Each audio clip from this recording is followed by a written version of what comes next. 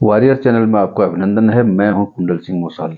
दोस्तों, पिछले वीडियो में मैंने सभी भूतपूर्व सैनिकों एवं पैरामिलिट्री फोर्स के सैनिकों के लिए वीडियो के माध्यम से यह बताया था कि आपने अपना अकाउंट डीएसपी अकाउंट में परिवर्तित करना है, और यदि नहीं हुआ है तो आपने अपने बैंक में जाकर के संपर्क करना है। और साथ ही यह भी बताया था कि आपने अपने अकाउंट में नॉमिनेशन जरूर करवाना है।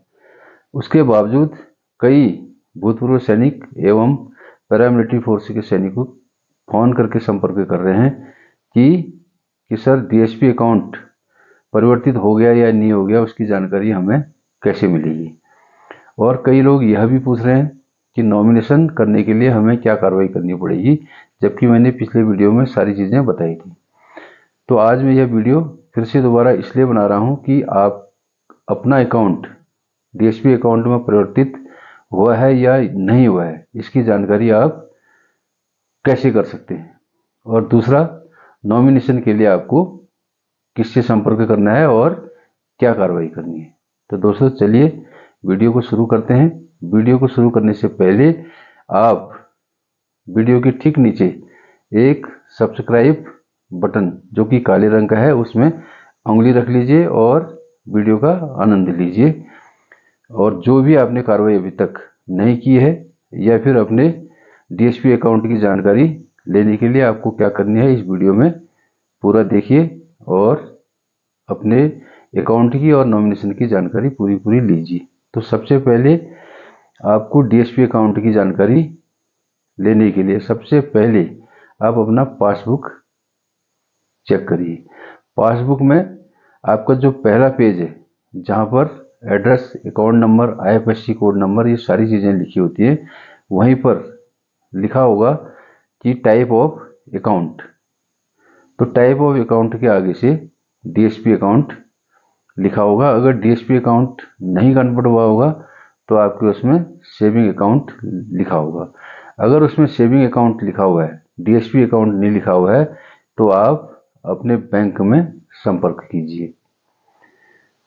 और यदि आप बैंक दूर है, बैंक जाने में असमर्थ हैं, तो आप दूसरा जरिया आपके पास योनो ऐप अगर है तो योनो ऐप में भी आप स्टेटमेंट निकाल करके उसमें चेक कर सकते हैं। वैसे योनो ऐप में कभी कभी नहीं भी दिखाता है, कंफर्म नहीं कर सकते हैं।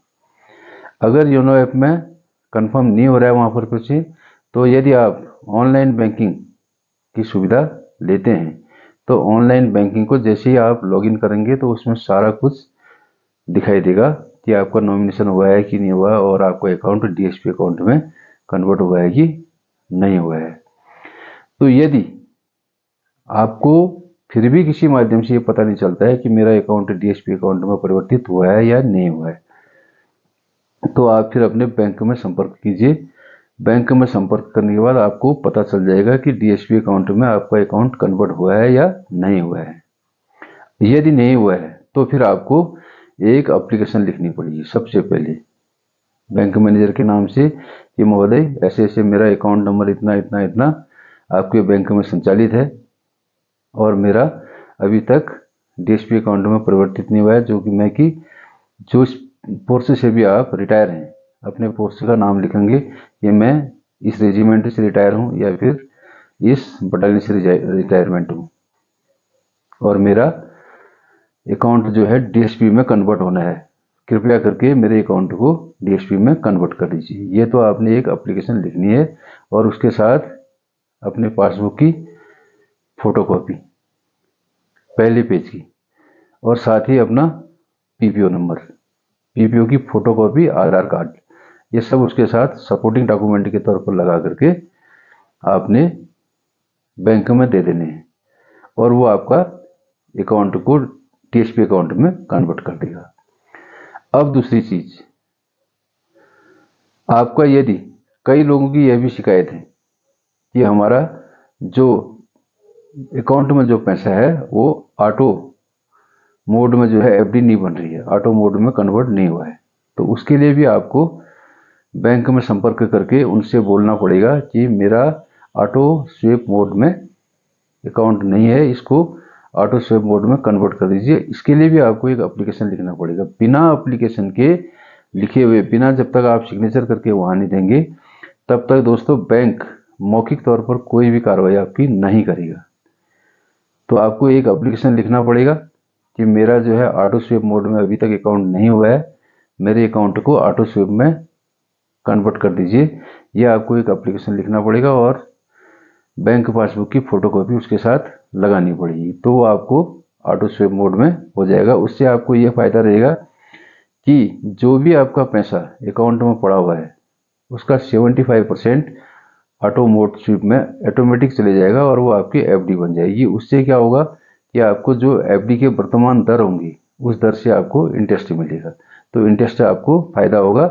और साथ ही ऐसा नहीं है कि वो पैसा आपका एफडी बन जाएगा तो आपको नहीं मिलेगा। यदि आप एटीएम से आपके अकाउंट में 10,000 रुपया है और ऑटो मोड स्वीप में आपका 1,00,000 रुपये की एफडी बन गई है, तो आपको अगर अकाउंट से अगर 1,10,000 रुपया तक भी निकालना है तो आसानी से निकल जाएगा, कोई भी आपको दिक्कत नहीं आने वाली है।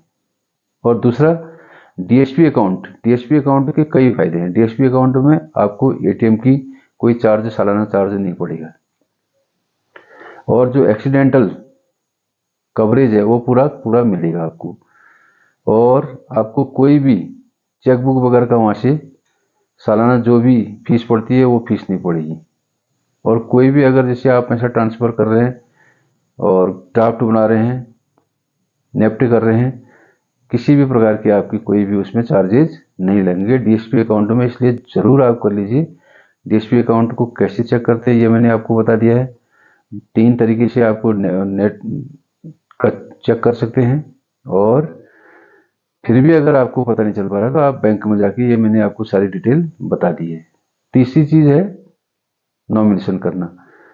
नॉमिनेशन के लिए भी पिछली बार मैंने वीडियो में डिटेल से बताया था, फिर भी बता रहा हूँ दोस्तों, अगर आपका नॉमिनेशन नहीं है, आपको पता नहीं चल पा रहा है कि मेरा नॉमिनेशन है कि नहीं है, आप बैंक में एक एप्लीकेशन लेके जाइए। वर्बली मुंह से बोलने से बैंक कर्मचारी कभी भी कोई काम नहीं करेंगे, ये नियम के खिलाफ है, इसलिए वो कर नहीं सकते हैं। भले आपको यस कह देंगे, पहले कहेंगे नहीं, लेकिन अगर वो यस भी कहते हैं तो भी आपका काम हो नहीं सकता है। आपने लिखित में एप्लीकेशन देना पड़ेगा कि मेरा ऐसे ऐसे जो है नॉमिनेशन होना है। और ये चीज़ मैं आपको एक चीज़ और बता रहा हूँ, आजकल ज़्यादातर नहीं 100% सभी एक्स सर्विसमैन, खास करके एक्स सर्विसमैनों के ज्वाइंट अकाउंट है। ज्वाइंट अकाउंट में हस्बैंड वाइफ दोनों का नाम होता है, तो उसमें नॉमिनेशन आप अपने सबसे बड़े बच्चे को कर सकते हैं, तो आप उनका नॉमिनेशन वहाँ पर अवश्य कराइए। नॉमिनेशन के क्या फ़ायदे हैं ये भी मैंने पिछले वीडियो में आपको पूरा बताया है, उसका लिंक भी मैं इस वीडियो में दे दूँगा, आप उस वीडियो को भी देखिए। और ये चीज़ फैमिली पेंशनर के लिए भी लागू है, ऐसा नहीं कि सिर्फ जो पेंशनर हैं उन्हीं के लिए मैं ये वीडियो बना रहा हूँ और ये सुविधाएं केवल उन्हीं को है, ऐसा भी नहीं है।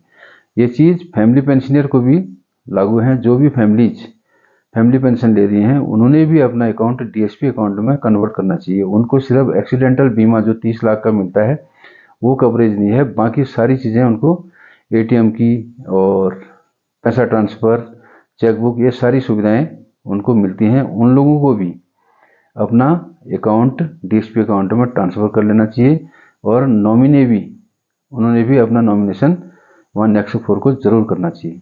तो दोस्तों, यदि आपके नज़दीक में जो भी फैमिली पेंशनर हैं उन तक भी ये बात ज़रूर पहुंचाइए। यदि आपको मेरा वीडियो उपयोगी लग रहा है, जानकारी भरी लग रही है, तो आप अन्य लोगों को ज़रूर शेयर कीजिए। सिर्फ अपने तक इसको मत रखिए, अन्य लोगों को शेयर कर दिए ताकि अन्य लोगों को भी इसका फ़ायदा मिल सके। और अन्य लोगों को ज़रूर शेयर इसको करना। कमेंट बॉक्स में लिखिए कि ये प्रॉब्लम आ रही है, तो जहाँ तक हो सकेगा मैं हर संभव आपकी मदद करने की कोशिश करूँगा। कमेंट बॉक्स नीचे दिया है, कमेंट बॉक्स में ज़रूर लिखिए। धन्यवाद। जय हिंद, जय भारत।